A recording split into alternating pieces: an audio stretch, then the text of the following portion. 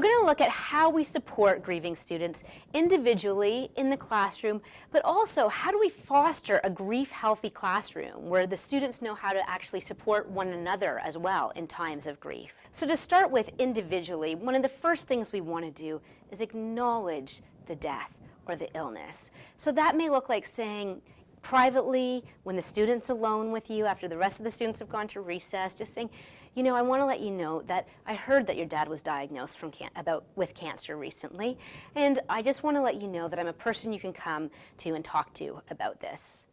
Or, I heard that your mom died over the weekend, and I've been thinking about you, and just want to let you know that you can always come and talk to me about this.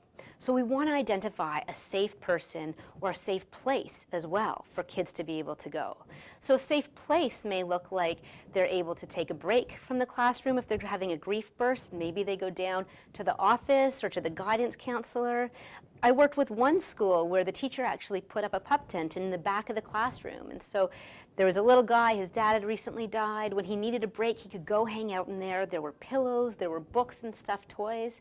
And that quickly became a safe place for all the kids when they were having a hard time. But that way, this little guy was able to be in the classroom. He didn't have to exclude himself, but he could have his own private space for the time that he needed it. It's also really good to set up with youth and with kids a little hand signal that they can do to let you know if they need a break. So instead of having to come up to you and say, you know what, this is just too much right now, I need to step out in the hallway, it might be that they just give you a little thumbs up, maybe tug on the ear, but some sort of signal that you and the youth know so that when they need a break, they can let you know that. It's also important to let them know, if you're not available, who are other people in the school who are also available to support them? So maybe it is a guidance counselor, maybe the social worker who comes in a couple times a week or once a week can spend some time with them as well. So just really exploring that with them. We also want to be able to be flexible with kids around assignments, around exams, knowing that their concentration is probably going to suffer as a result of their grief. It may look like for some of the older kids setting them up with a study buddy. It might look like seeing if they can have an extra resource period where they can have more time to study. It might be actually giving them more time, saying, you know what, you don't actually have to write this test. But it's important to be flexible when possible. And it's also really important to respect kids' privacy. If you know that somebody's dying or if a death has happened, ask them how they want that communicated to everybody else in the class. Do they want to be a part of that process? Or perhaps they want a letter sent home so all the parents can be the ones to actually tell their peers. If kids say that they want things to be private, it's important that we respect that to the degree that we're actually able to respect that. So sometimes for kids it might look like, I've had this situation happen a couple times around Terry Fox Day, and that basically, or the Terry Fox Run, basically a teacher might announce, oh yeah, and by the way, so-and-so's mom also has cancer, unbeknownst to the student. And that can be really upsetting for a student who does not want her peers to know. So that's where it's important to respect those things. It's also helpful with kids who are grieving to help them identify the difference between their feelings and their behavior. So it may be that they're more aggressive than usual, but we want to let them know that, the feeling behind that aggression, that is always okay. So you're feeling mad, you're feeling worried, those feelings are okay, but, kicking your classmate or throwing your pencil across the room, it's the behavior that's not okay. So that's really emotional literacy, helping separate the feelings and the behavior. It's also important that we're communicating with caregivers as much as possible so we know what's going on at home. Hopefully, we're actually putting this on the child's school record that somebody has died in their family, the dates that they've actually died. When we're looking at how do we foster a grief-friendly classroom, that's where it's important that so many of the skills that we're exploring today we're actually teaching to students as well.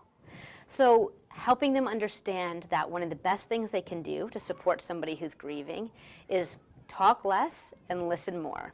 Right? So just listen to the person, include the person. If they see that the students, maybe not being as engaged in things or seeming on their own, ask if they want to come play or come hang out, and respect if they don't want to. Define grief. Ask students, what does grief mean to you guys? A lot of kids, even teenagers, haven't heard of the word. They're not familiar with the word. I always define it as grief are all the feelings that we have when something really hard happens in life.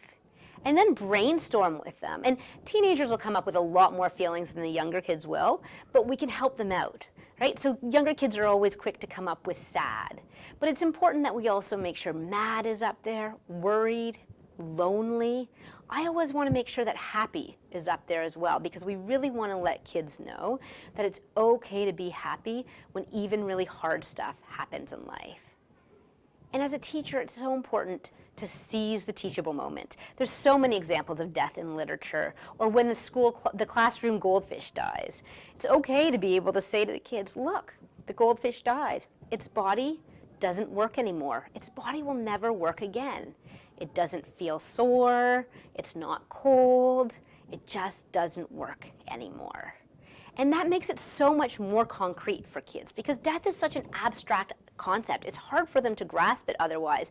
And usually in our society, we're all too quick to sort of sweep, the dead goldfish, the idea of it, under the rug and go on and talk about something else. It's also good, if a kid has had somebody die over the weekend or something, get the class to work on a class card to send it home. Usually there's a few days when students aren't actually in class. So many of the kids that I work with have loved when the card gets sent home and all the messages from their peers. And we also really want to be aware of special dates in the classroom. So again, if we know that this is the anniversary of when Chris's mom died, or maybe Muhammad, his dad was diagnosed with cancer on that date. The more we can have that on the school record, the better. But the two biggies also being Mother's Day and Father's Day.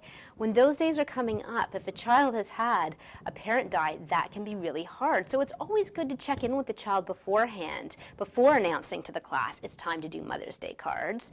Say, I know Mother's Day is coming up, and I'm just wondering what you'd like to do on that day. Would you like to make something for your mom anyway, and maybe you can bring it to the cemetery?